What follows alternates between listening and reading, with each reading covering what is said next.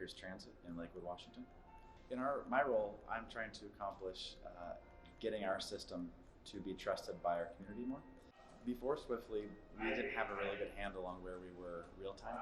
We had a grant coming to provide some real-time signs at a number of our stations, and we were afraid to put out information that wasn't going to be helpful and what was going to be useful for our customers.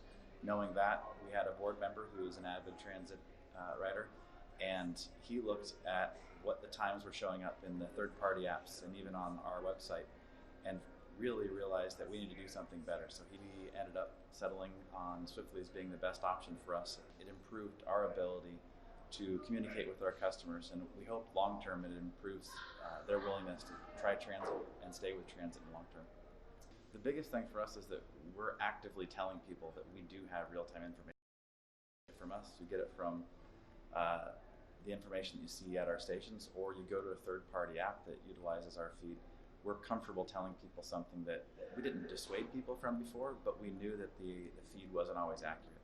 And I don't think there's anything worse than getting to a stop and seeing that your bus is supposed to be there in a couple minutes and then recognizing 10 minutes later that it's already passed or that it's delayed even further. So for our customers, knowing that they can trust that the information they're getting is good, that the schedules that they see are going to be as reliable as the real-time information shows, I think that it indicates to them that they can trust us, and they can trust us not only for that trip, but for their neighbors and for their families, for more people to get on board, more people to ride our service.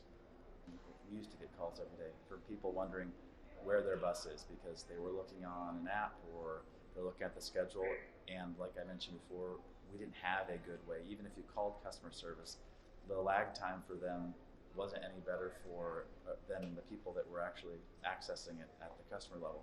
So the hope is that we don't hear from them as much, not that we don't want to hear from them, but we want to hear from them on different issues. And so for that piece, we're actually expecting that we'll get a reduction in those calls. You see it in customer service, you see our schedulers and our planners use it every day, and it's something that we expect now to be part of the way we do business, because I think that just as our customers expect information to be readily available and accurate, our planners and schedulers have now realized that there's a tool that provides them with accurate information without them having to dig and without them having to do the extra work that they were doing before.